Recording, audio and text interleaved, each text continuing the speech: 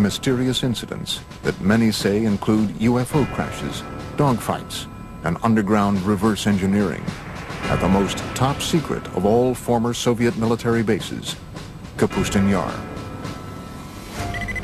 Some even say that this base was the site of a mysterious incident that took place in 1948. A spectacular UFO crash landing. It's 1948, suddenly a cylinder appears over Russia's most sensitive airbase. There's no question that Joe Stalin was interested in crash saucers, was interested in alien technology. There's nothing in which I just believe. In this case, I know that UFOs visited Kapustin Yar. Kapustin Yar was at the top of the list of facilities the U.S. was monitoring in Russia. Go behind the barbed wire at Kapustin Yar as we reveal for the first time the detailed, classified accounts of this reported UFO crash. Did the research following this incident help the Soviets win the space race? I'm sure the Russians have done their darnest to reverse engineer anything they can get their hands on, whether it's American or German or alien.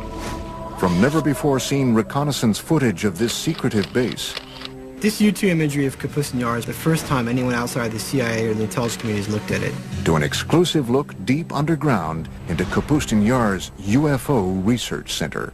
They buried the most secret facilities within the base that was secret within the base. The incident that took place at Kapustin Yar in 1948 remains a Soviet-era enigma, a seminal event that UFO researchers still call Russia's Roswell.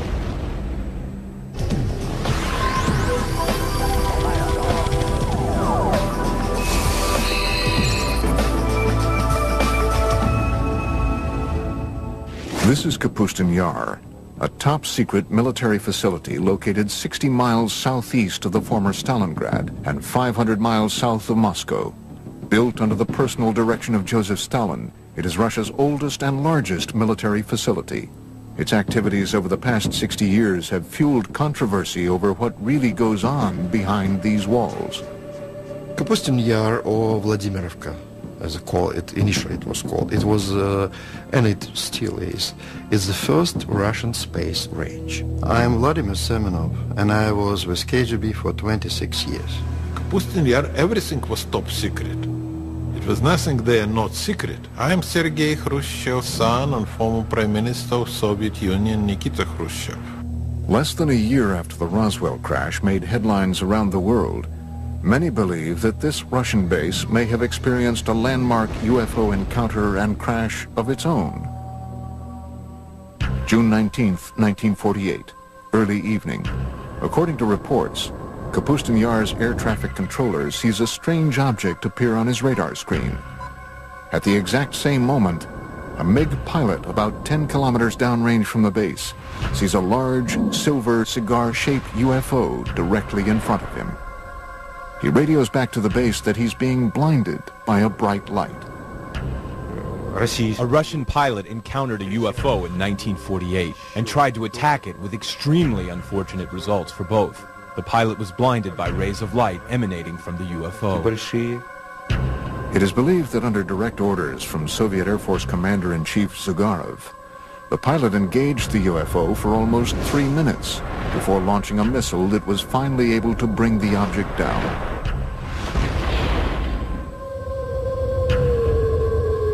But unlike Roswell, this crash never made the papers.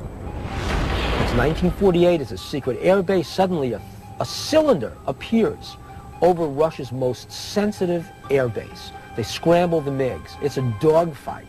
Russian pilots are good. And imagine this plane getting right on top of that craft. The MiGs fire their rockets as the directed particle beam weapon explodes the MiG, and they both go down. Reports suggest that the blinded pilot, in his final attempt to regain control of his MiG, was hit by the object's weapons and perished along with his airplane. What did the aliens use? What were they firing? What they were probably using was a particle beam weapon. We know what the MiG used. It was the things that the Russians were using at the time. It was firing its guns, it was firing its rockets, and it was firing some very early version of a missile. Somehow, that MiG was able to break up the anti-gravity envelope that surrounded the craft. the cigar-shaped object couldn't stay aloft anymore and crashed. And the Russian retrieval teams, overjoyed that they have their first spacecraft, jump on this thing, and they take it underground to Zitkar, and the Russian secret UFO program begins. I'm Bill Burns, publisher of UFO magazine. Let's face it, everybody wants to get his hand on a flying saucer. It's a wonderful weapons delivery and defense system. I'm Stanton Friedman. I'm a nuclear physicist, lecturer, ufologist. This 1948 crash is one of many strange events that has turned Kapustin Yar into an even more mystifying version of America's Roswell and Area 51. The Soviets had to get their hands on what we had. We had the Roswell crash. We really had a storehouse of technology that we developed in the early 1960s out of Roswell. The Russians didn't have that. Well, how do you get that technology? It doesn't just fall out of the sky. You go after it. And the Russians went after it by embarking on suicide missions. Anything they could do to get their MiG pilots to shoot down an extraterrestrial spacecraft was fair game. From the time it was constructed in the early 1940s, Kapustin Yar was cloaked in secrecy. It is a place where it is said the Soviet Union's top researchers, scientists, and military specialists were sent to develop highly classified Cold War technology and weaponry. I know everything because I spent months and years in the Kapustin Yar working there testing our cruise missiles that we designed for the Soviet submarine to sink American aircraft carriers. Kapustin Yar was on a very short list of facilities that the U.S. intelligence wanted to get imagery of. There are basically three things going on there. They're testing surface-to-air missiles, they're testing surface-to-surface ballistic missiles, and they're also testing air-launched missiles, cruise missiles. All three are going on at the same place, and so it's of high interest to U.S. intelligence. In fact, the building of the base was so secretive that when a small town nearby was deemed by the Soviet military to be too close for comfort, its residents were evacuated, and it was simply eliminated. The name of the town? Zitkar. Zitkar is a small town just a few miles downrange of the Kapustin Yar test complex, and basically probably what happened was the Russians decided that due to people seeing what was being tested, it would be better to just close that town off. Many researchers believe the name Zitkar was subsequently assigned to the highly classified subterranean UFO research center beneath Kapustin Yar. There is an idea that in Zitkar and Kapustin Yar there is a storage point for crashed UFOs and corpses of the visitors and members of their crew. Zitkar is analogous to what Area 51 is to Nellis Air Force Base and Groom Lake in Nevada. Different countries have various places where they take their UFO technology. And what they do with it is they try to break it down. They see what it is and how can we reverse engineer this. But long before the 1948 crash, the area around Kapustin Yar and the skies over Russia have been home to many other well-documented and eerie encounters with UFOs. Some date back to a time before what we know as Russia even existed. Russia is a huge land. UFOs have been sighted over its territories for, I would say, thousands of years. I am Paul Stonehill, co-author of UFO USSR. One, which is quite famous, was sighted back about 950 AC by an international traveler of the time, Ibn Fadlan. He and his co-travelers were able to see strange sightings in the sky that scared them immensely. But the local people would laugh at them and say, we see it quite often. Aerial battles, beings fighting each other, strange aircraft, something that's similar to a Star Wars battle scene from a modern movie. Amazing stuff.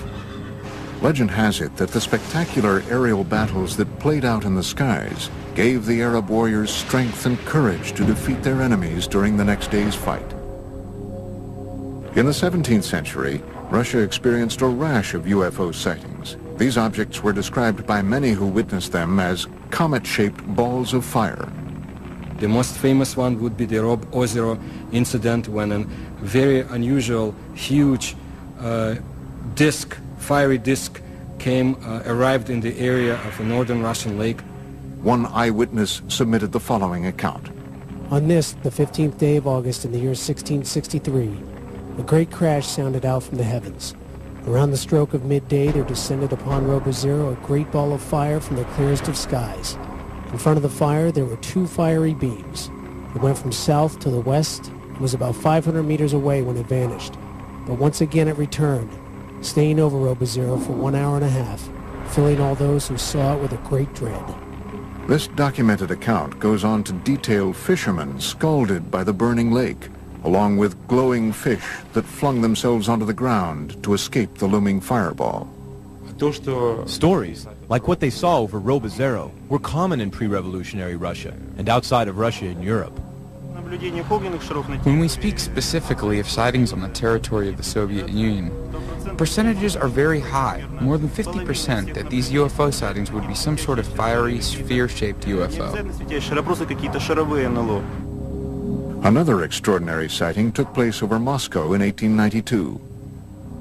An eyewitness report was later published in the March 17, 1892 edition of the Russian newspaper Svet. The pillar of light was pointed straight down to the earth, forming a cone-shaped bundle of rays in the color of ordinary flame.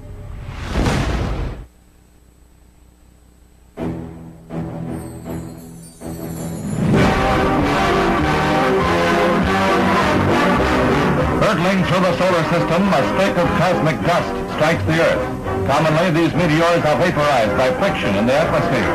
This is part of the story of one that wasn't. A meteor that landed in 1908 in Siberia with the destructive force of an atom bomb. June 30th, 1908, approximately 7 a.m. The tranquil forest of Tunguska, Siberia, was rocked by a deafening, earth-shattering explosion. The explosion packed the power of a 40-megaton hydrogen bomb. Large trees snapped like tiny twigs as the explosion decimated the dense forest. The effects of the blast were felt as far away as Western Europe and were at first believed to have been caused by a giant meteor smashing into Earth. My own personal conclusion is that that was Mother Nature showing off, if you will, but that there was no intelligence behind what happened there. It wasn't a rocket, it wasn't a bomb sent to let us know that aliens are watching you, Earthlings. Literally a catastrophe from outer space. Yet UFO researchers say if this devastating explosion was the result of a meteor, why were there no craters found in or around Tunguska? It is something scientists to this day have had trouble explaining. This was, let's call it an explosion, although some people call it an implosion. Whole kilometers of the taiga forest were destroyed. The event itself caused changes in the magnetic field of our planet. The academic establishment is of the opinion that the Tunguska event was simply a meteor, but there are many facts that speak to the idea that it was, on the contrary, rational guided flight. It made a turn, which is something that a natural object or meteor could not have done. What was it that could have done that level of devastation and not leave a crater? Modern-day UFO researchers were not the first to suspect that the Tunguska event was the work of something other than a meteor. Reports suggest that Stalin believed the Tunguska blast was the result of a UFO that had launched some sort of experimental weapon.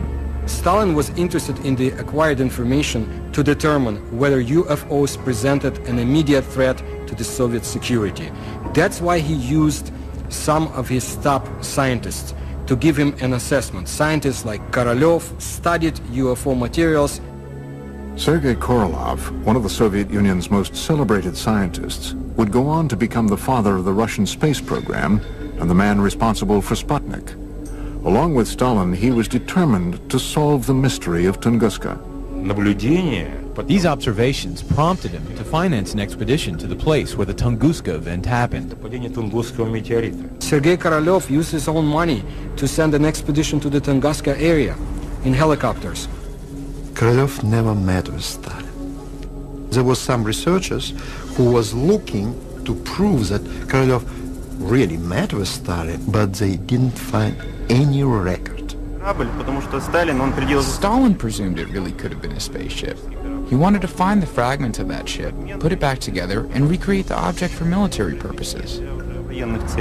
Initially, Korolev found that many of the physical scars left behind at Tunguska were still visible, but the most shocking discovery came in the form of radioactive metallic fragments found at the site, debris uncharacteristic of any asteroid or meteor. If you go along the flight path of the Tunguska object and continue past the crash site, you reach an area that Russian ufologists call the Devil's Graveyard. It's a 300 square meter area where not a single plant grows and animals die. It also has a higher than normal radioactivity level. This is a result of what might possibly be a radioactive metallic fragment from the crash. The radiation levels were there. I mean, meteors don't come down with that level of radiation. So one of the stories is it was a mothership that detonated. It is believed that Korolev privately told Stalin that the incident at Tunguska had indeed been caused by a UFO, fragments of which were still scattered around the area. However, in his top-secret official report, Korolev is said to have told a much different story. The official party line, Tunguska was the result of a giant meteor. The whole point was, if the information serves the bureaucracy, good. If it doesn't exist. So where were the radioactive fragments from Tunguska taken? Some believe the evidence was transported to Kapustin Yar's underground base, Zitkur. Different countries have various places where they take their UFO technology. Well, the Soviets basically had one at Zitkur, and it was where they could try to figure out what the technology is and how do we use it. And of course, the security around those bases is essentially shoot-to-kill security. Was Stalin's team of scientists inside the underground lab of Zitkur using UFO wreckage to advance their fledgling missile defense and space programs? They had a couple of people, men, at the top of their program who really pushed the space program. I'm Fred Kulik at Caltech. The head of the space program had direct connection to Stalin and later Khrushchev. In their quest to acquire UFO technology to beat the Americans in the space race, it has been reported that top Soviet military officials ordered MiG pilots to shoot down UFOs as far back as World War II, a time just before the Russian Roswell crash of 1948. So that gives you a two-pronged concern about UFOs. One, you want the new technology to top the other guy's flying technology. And two, we need to be on the alert for new stuff from them. So either way, you want your guys to shoot them down. As the word spread that UFO wreckage from Tunguska and the 1948 incident were being studied at Zitkur, Russia's Cold War enemies were becoming more and more intrigued by what might be going on above and below the top-secret military base. The CIA had agents in the Soviet Union back in 1950s who had reported on UFOs, and the CIA was very much interested in what was happening in the Soviet Union. Coming up, shocking, never-before-seen U-2 reconnaissance photos of Kapustin Yar. And later, an underground tour of Zitkur, revealing for the first time ever the base within the base at the center of Russia's Roswell. In the early stages of the Cold War, the Soviet military test site of Kapustin Yar became a hotbed of secret activity that involved advanced weapon, missile, and rocket tests. So after World War II and the development of the atomic bomb, they were not able to build small atomic weapons, so they had to build big rockets to carry them. Unlike the U.S., we still had fairly sizable rockets, but we could miniaturize things to a certain extent, much better than they could. So from the very beginning, they envisioned large rockets, and that really gave them a start on the space program as well. The Russians had one of the scariest pieces of paper I've seen at one of the 20 archives I've been to, said that the Russians have made more progress in the past 18 months in the development of nuclear weapons and methods for delivering them than had been anticipated for 5 years. That was in 1951. By the early 1950s, rumors of UFO activity and experiments at Kapustin Yar had indeed leaked beyond Soviet borders. Alarming news that some say may have prompted the U.S. to find out once and for all if the Soviets had gotten their hands on UFO technology. Khamputin Yar and Zikr were at the top of our military watch in the same way that Area 51 and Wright-Patterson Air Force Base and Los Alamos were at the top of their military watch. Tim Brown is a senior analyst at globalsecurity.org. His specialty? Interpretation of top-secret satellite and spy imagery for both private and governmental agencies.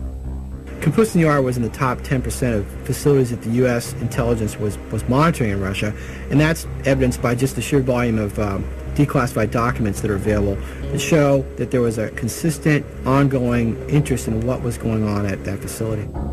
Not long after the United States had developed its most sophisticated spying machine to date, the U-2 spy plane, the first mission was to, where else? Khamputin Yar. This is probably the first time anyone outside of the CIA or the intelligence community has looked at this, the U-2 imagery of Khamputin Yar. These never-before-seen U-2 reconnaissance photos provide a detailed look into this covert military base. Looking at all the imagery that we put together for this project, one of the things you notice is different activity at the different test sites at different times. The Russians not only tested missiles here, they also trained their missile troops there. So there's now be seen for the very first time in this exclusive underground tour of what could be the nerve center of all Soviet UFO activity, Zitkur. Based on reports and drawings from Russian UFO expert Anton Anfilov, seen in the West for the first time, this rendering is what might possibly be the first glimpse ever of this secret cryptic facility a quarter-mile below Khamputin Yar. Let's say that you get a chance to go down there to the most secret Russian UFO laboratory. It's not glorious, high-tech, and brightly lit. It's dank, it's dark, and it's dingy. It's Russian. It's extremely compartmentalized. It's like an underground shopping mall, except inside the mall are all these rooms where there's exotic technology being taken apart and put back together. In this hub, they're doing autopsies on alien bodies. In that hub, they're reconstructing an engine. Then you've got these fantastic Rube Goldberg machines. What they are machines to test various components, and then finally you come upon these huge underground hangars. And what you're struck by is that there are no airplanes in the hangars. There are these long, cigar-shaped, cylinder-shaped craft in various stages of disrepair because they've crashed. And they're going to try and reverse engineer these. That's what you'd see at this base. Is this the secret location where the wreckage from the 1948 Russian Roswell crash was taken, along with fragments from the Tunguska UFO? I cannot deny rumors of the so-called captured UFOs. The Soviets tried to recover lost fragments of their secret tests, and it would be convenient to them to say, yes, UFOs is something that we captured, a UFO is in our hands, but why would they keep the secrecy on the subject of UFOs so tight? And did this heavily guarded experimental facility specialize in reverse engineering designed to destroy the United States? If Khamputin Yar is where you're doing your advanced development work, rocketry, aircraft, weaponry, laser weapons, all this kind of stuff, where you need high security and a good setting for your scientists and major computer facilities, then you'd expect that that's where they'd be doing their UFO, advanced UFO research, not UFOs 101. UFOs 404. It's just natural to do that. And of course you'd have underground bases. You'd have protection against intruding aircraft. You'd be looking out for the U-2s. Another mysterious aspect of Khamputin Yar are the many strange patterns on the ground. Did Stalin and Korolev strategically arrange these patterns to attract UFOs to the base? Some researchers believe the Russians may have borrowed this idea from ancient civilizations, whose pyramids are said to have been constructed in geometric shapes and patterns designed to attract inhabitants from other worlds. Looking at Khamputin Yar from there, there's a lot of facilities, markings, patterns that might, to the untrained eye, look like they're from another planet or not of this Earth. They might look like something that you'd see in South America with the Mayan cultures or maybe crop circles. Between the reported UFO crashes and the ultra-top-secret research, how did the Soviets flaunt their advances at Kapustin Yar? Now there was a new date for Russian youngsters to remember. October 4, 1957, when Sputnik, the first Earth satellite, was launched. October 4th, 1957. The Soviet Union's space program successfully launches the world's first artificial satellite into orbit. In the history of the Earth, no other event had captured the imagination of so many people as this first step into space. 4 years later, the Russians once again beat the Americans by launching Yuri Gagarin into space in the first manned flight to orbit the Earth. 2 feats that put the Soviet Union way out in front in the ultra-competitive space race. We are the first, and all next steps in space for, I would say, for nearly 10 years, Soviets was ahead of the United States. First man into space, first woman into space, first walk into space, first rendezvous in space, first docking in space, and so on and so forth, until 1981 when the shuttle was launched. I'm sure the Russians have done their darnest to reverse engineer anything they can get their hands on, whether it's American or German or alien. Coming up, relive what many believe to be a spectacular UFO crash at the actual site in a village near Kapustin Yar. I don't recommend that we stay here any longer. It's already harmful.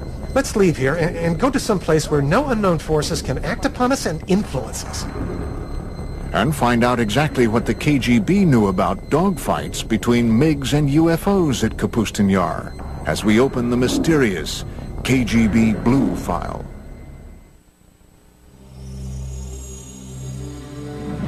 Russia's foremost authority on UFOs is a man so legendary and popular around the country that he is known only by his last name, Azhaja. On this spot of the UFO landing, an American group is filming for the first time. He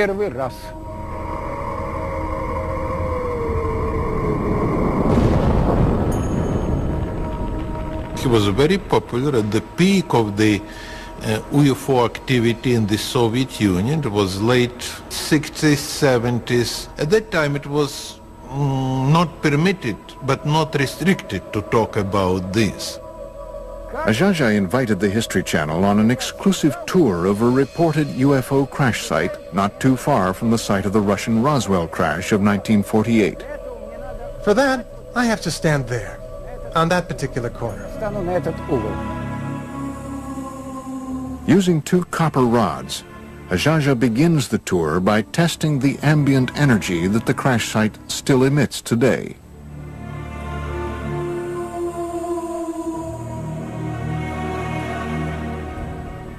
What? There it is, a negative sign right there. Down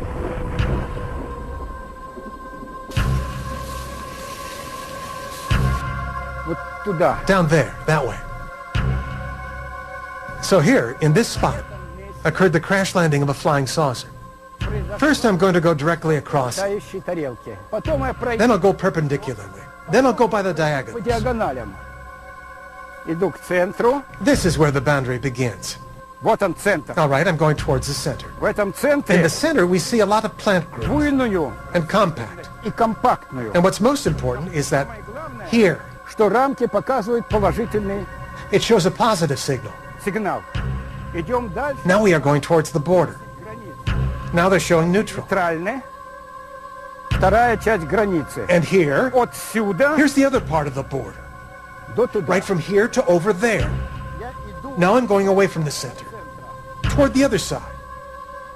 Azhaja is walking the 100-foot by 20-foot outline of a cigar-shaped UFO that reportedly crash-landed here in 1961. Again, now we're going back. It shows a powerfully strong signal. See how it's turning? It's powerfully positive. We're going back. Negative. There it is, see? Here's where the border is. We got one point over there, another point over there. 3 point and 4 point.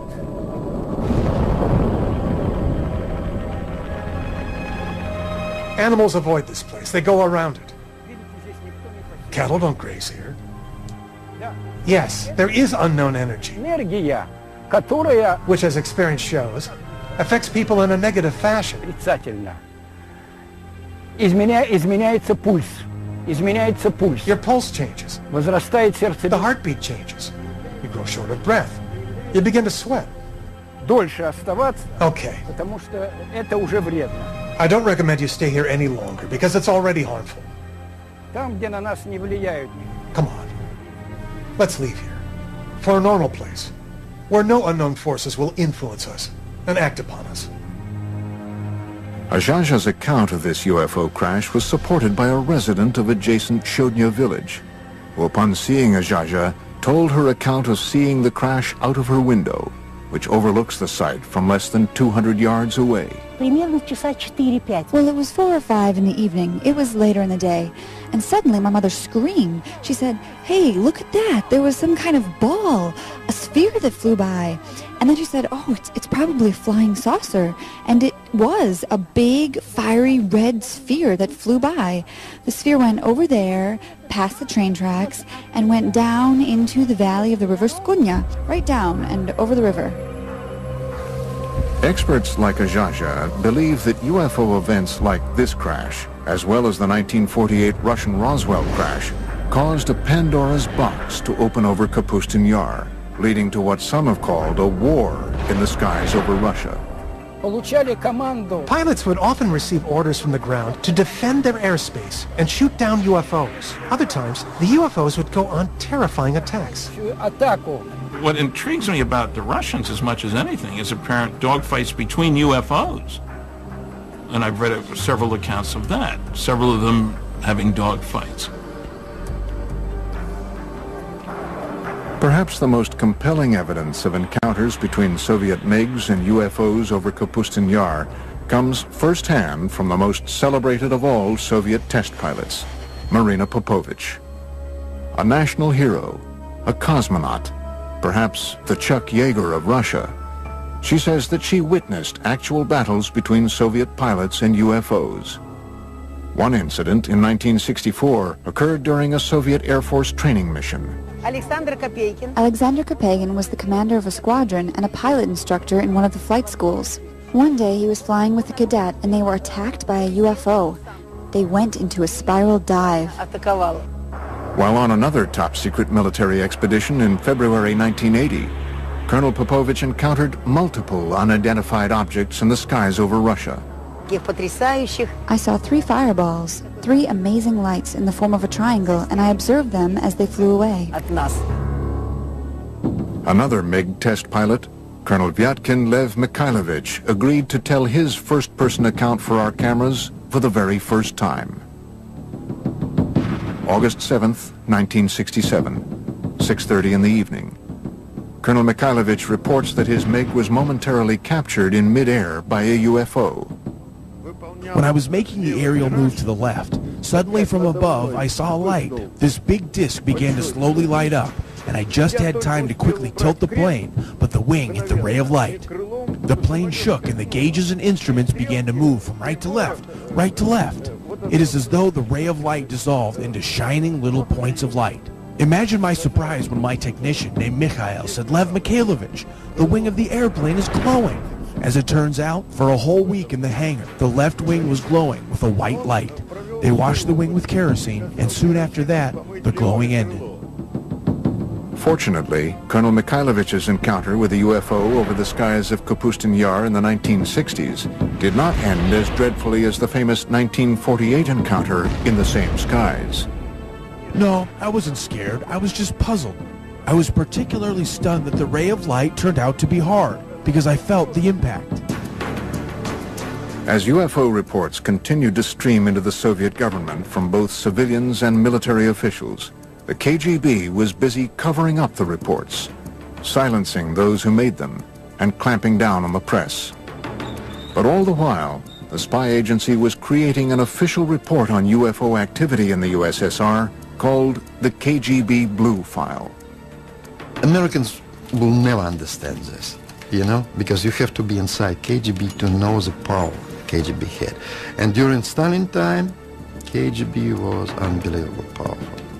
Written and researched over the 20-year span between the mid-60s and the mid-80s, the KGB Blue File was one of the most extensive official explorations of UFOs ever commissioned by any governmental agency anywhere. The KGB Blue File is a 124-page collection of documents released in 1990. I believe this is not everything the KGB has had in their hands, and I'm not the only one. The Blue File compiled thousands of reports of UFO sightings, dogfights, and crashes, all of which were described in vivid detail. According to the Blue File, as recently as March 21, 1990, the residents of a dozen Russian towns not too far from the gates of Kapustin Yar all witnessed the exact same UFO sighting between 10 and 11:30 p.m. The following is from the written account of a KGB internal affairs officer. After obtaining more exact information, it was established that a rather large number of residents in nearby cities became eyewitnesses of a UFO, and in several cases, 2 UFOs. One witness saw a ray of light emitted from the object that illuminated the Earth's surface. If there are so many rumors and talks about UFOs, sooner or later government will ask its intelligence.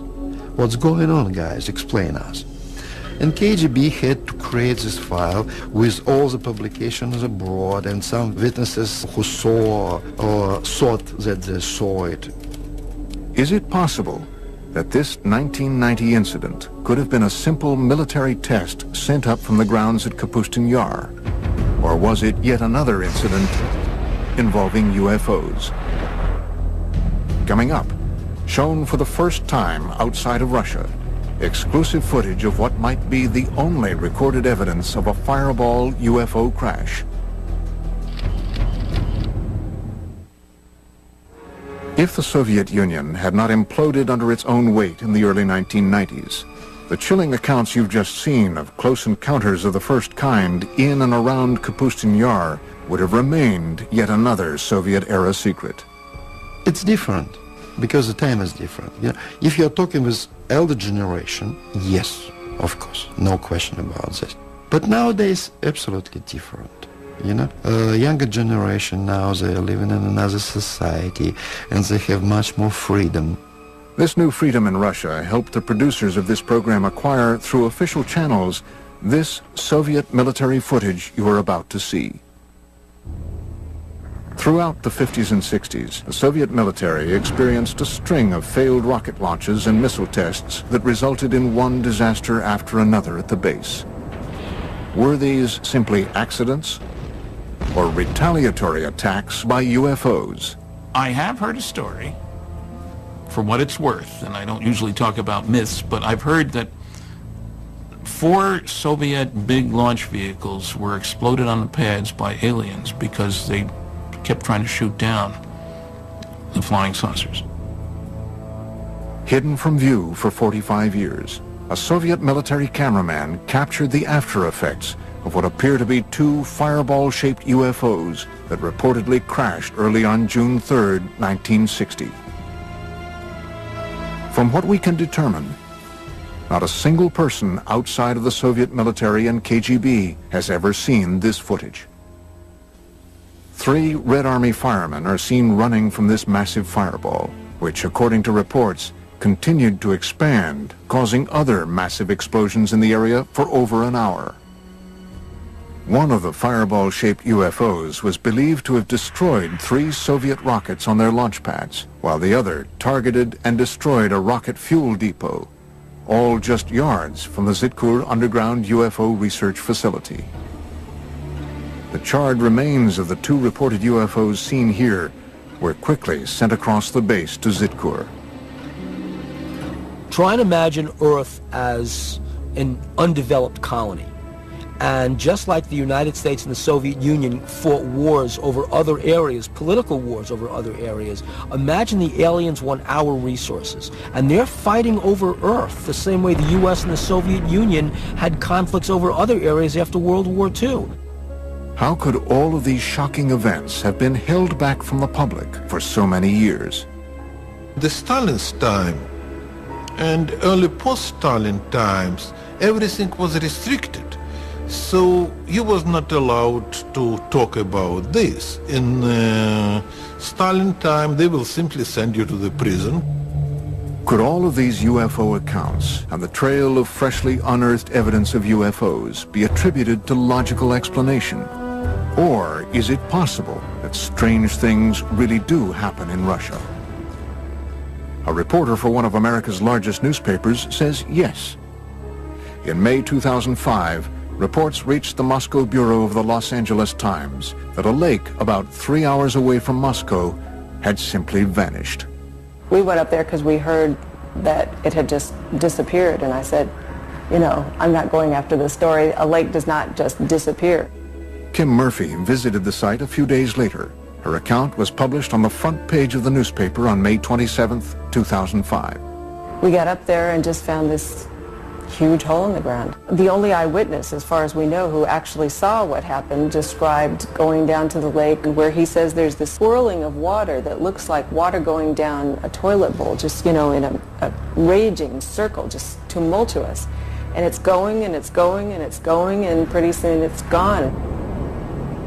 From disappearing lakes to fireballs seen in the sky to reported attacks by cigar-shaped UFOs, Russia continues to be a land of incredible mystery. And as top-secret work continues to this day at Kapustin Yar and Zitkur, the base remains a potent lightning rod for UFO activity. According to one researcher, Kapustin Yar was the site of a crash in 1989, and even more recently, the debris of a 1997 crash in Poland was taken to Kapustin Yar for analysis. Recent political moves by Russian President Vladimir Putin have caused some in the West to accuse his government of closing the Iron Curtain once again on today's vibrant Russia. On a day-to-day basis, people are convinced and worried that Putin's Russia is a much more authoritarian Russia than was Yeltsin's Russia. They do know that UFO information is not available from Russia as easily as it had been before. You lose the ability to control secrets in an open society. Putin came out of the KGB. He's seeing a lot of valuable information and valuable technology go to private sources. The Soviet Union is closing down in a lot of areas, but also closing down in UFOs. It might be even longer until the curtain is pulled back on the secret underground laboratories and lairs